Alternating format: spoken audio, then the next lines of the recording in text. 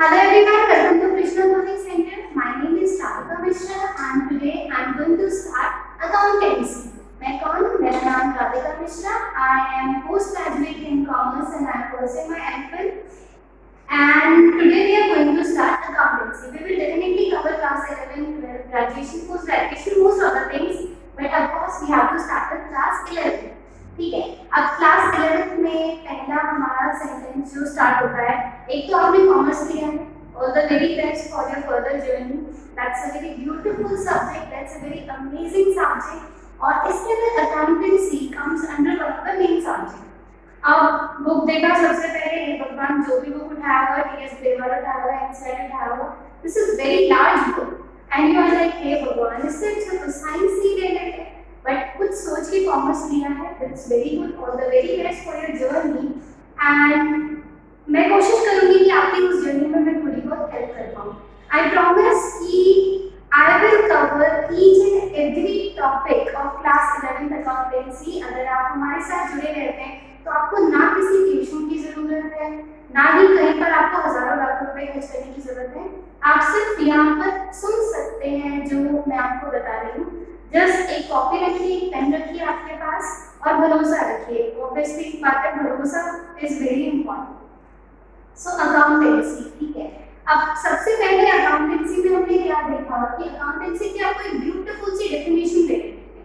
अब ब्यूटीफुल सी कैसे? मुझे तो ब्यूटीफुल लग रही है. आपने जब पहली बार पढ़ी होगी और लाइक अरे बाबा ये क्या दे दिया, इतनी सारी चीजें मैं कैसे याद रखूंगा या मैं कैसे याद रखूंगी. सो एक पहले से ब्यूटीफुल सी डेफिनेशन है, कैसे ब्यूटीफुल साबित कर दूंगी लास्ट तक कि बहुत ब्यूटीफुल है. So accountancy is a systematic process of, अब किस चीज का systematic process? Identifying, measuring, recording, classifying, summarising, interpreting और उसके बाद कम्युनिकेटिंग फाइनेंशियल इंफॉर्मेशन. अब देखो, अगर आप इसको रटने पे आओगे तो मुश्किल हो जाएगी, मुसीबत हो जाएगी. मुसीबत कैसे हो जाएगी? आप समराइजिंग पहले बोल दोगे, मेजरिंग बाद में बोल दोगे, या हो सकता है स्टेप ही भूल जाएं.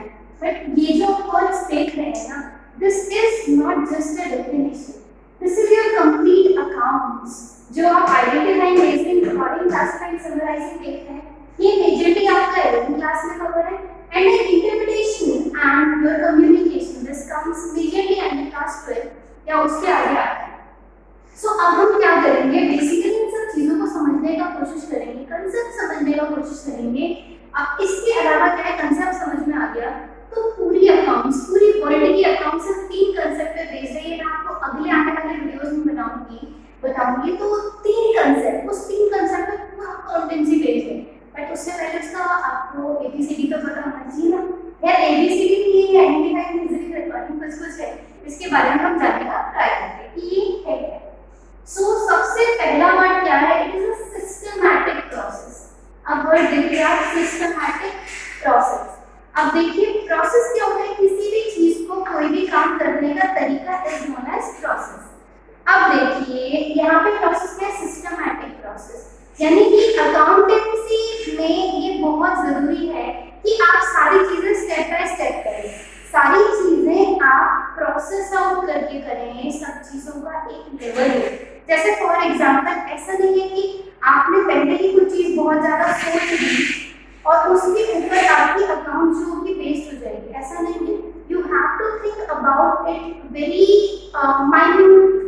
सो सब चीज क्या होगी? सिस्टमैटिक तरीके से होगी. और ये जो आप देख रहे हैं ना, ये क्या है? ये है सिस्टम, कि किस हिसाब से वो सिस्टम चलेगा. सो सबसे पहले आपको आइडेंटिफाई करना है. क्या आइडेंटिफाई करना है? ये अकाउंट्स में बहुत जरूरी है कि जो भी चीजें हो रही है ना, वो फाइनेंशियल लेवल पे हो, यानी कि आप उसको मॉनेटरी लेवल पे कन्वर्ट कर सको. आप अगर कहो जी बहुत सारी चीजों का मेरे बिजनेस पे फर्क पड़ रहा है, बहुत सारी चीजों का मेरे अकाउंट्स पे फर्क पड़ रहा है, तो ऑब्वियसली बातें पड़ता है. बट कल को आपको जी मेरी मम्मी से लड़ाई होगी, मेरे पापा से लड़ाई होगी, मेरा बिजनेस फेल हो गया, मेरा अकाउंट से सत्यानाश हो गया, तो उस चीज को क्या मैं मॉनेटरी लेवल पे लिख सकती हूँ? कैसे लिखोगे? मम्मी से लड़ाई 50 रुपए की, पापा से लड़ाई 500 रुपए की, भाई से लड़ाई 75 रुपए की, तो इस हिसाब से मेरा नुकसान या फायदा हो गया. तो क्या उसको आप आइडेंटिफाई कर सकते हो? उसको मॉनेटरी आइडेंटिफाई नहीं कर सकते. तो इसके अंदर आइडेंटिफिकेशन करना है कि क्या कोई चीज अकाउंट के अंदर आने लायक है भी या नहीं है. अगर वो है तभी उसकी एंट्री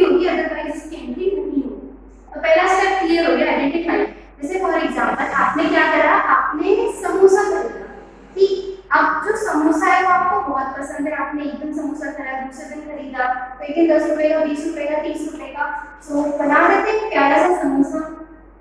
लॉकडाउन में वैसे ही मुंह में पानी आ जाएगा इसको देख करके, बट मैं माफी चाहूंगी स्टाफ के लिए।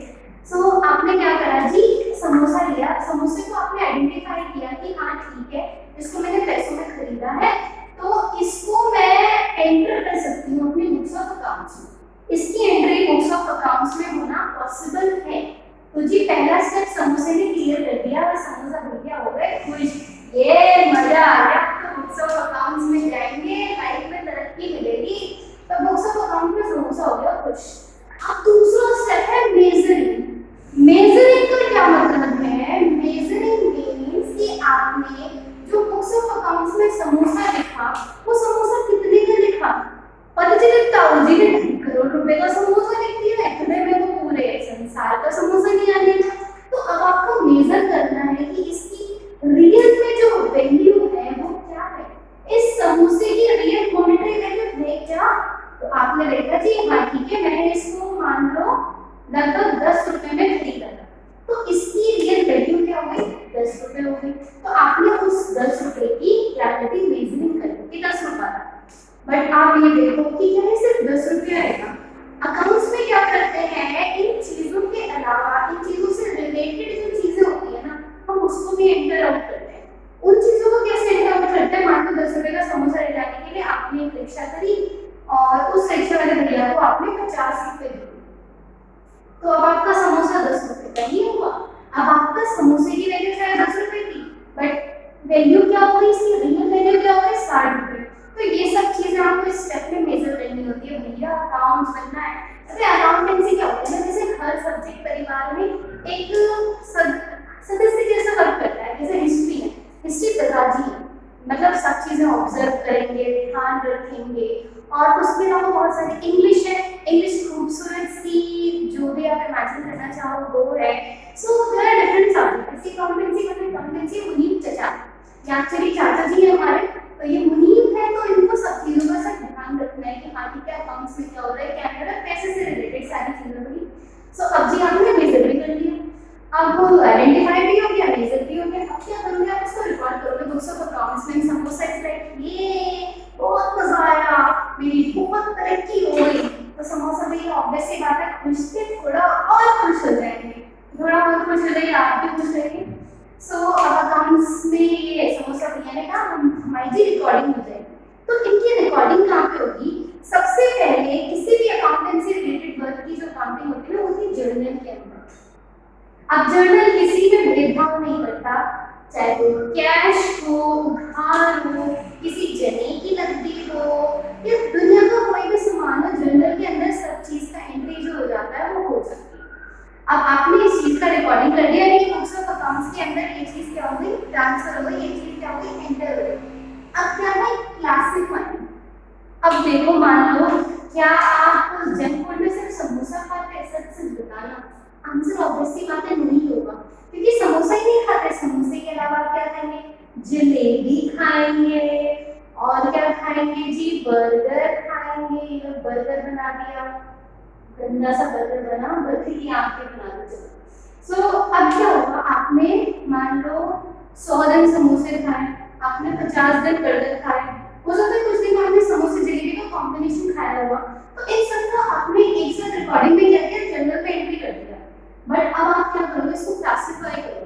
चीजों को क्लासिफिकेशन कैसे होगा, चीजें क्लासिफाई कैसे होंगी कि आपने समोसे का अलग अकाउंट बना दिया, जलेबी का अलग अकाउंट बना दिया, चॉकलेट्स का अलग अकाउंट बना दिया।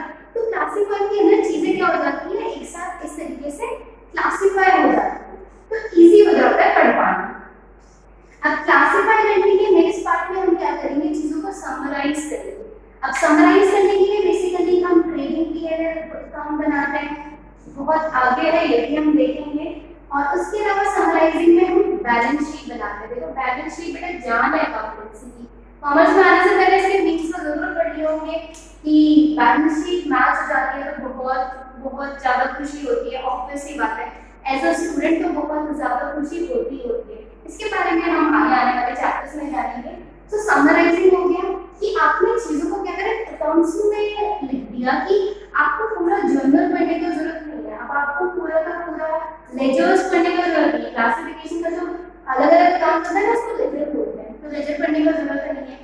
तो अब आपने क्या करा, चीजों को समराइज कर दिया, ठीक है जी, एक जगह पे लिख दिया होंगे।